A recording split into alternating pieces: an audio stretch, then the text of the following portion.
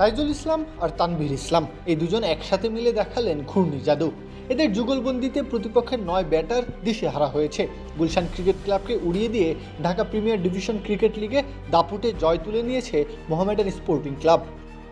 সাভারের মাঠে ম্যাচের শুরুতে অবশ্য ব্যাট হাতে নিজের আধিপত্যের ভিত্তি গড়ে দেয় মোহামেডান। ব্যাটারদের দাপুটে তাদের সংগ্রহ দাঁড়ায় 345 রান। তবে ব্যাটারদের এমন বীরত্ব ছাপিয়ে ম্যাচের সবচেয়ে বড় গল্প হয়ে ওঠেন দুই স্পিনার তাইজুল ইসলাম ও তানভীর ইসলাম। প্রথম ধাক্কা দেন তানভীর। বাঁহাতি এই স্পিনারের ঘূর্ণিতে দিশেহারা হয়ে পড়ে গুলশানের মিডল অর্ডার। 10 ওভারে মাত্র 37 রান দিয়ে তুলে নেন 4টি উইকেট। অন্য প্রান্তে আরও ভয়ঙ্কর হয়ে ওঠেন তাইজুল ইসলাম। জাতীয় দলের অভিজ্ঞ স্পিনার নিখুঁত লাইন লেন্থে বল করে ব্যাটারদের রীতিমতো বন্দি করে ফেলেন।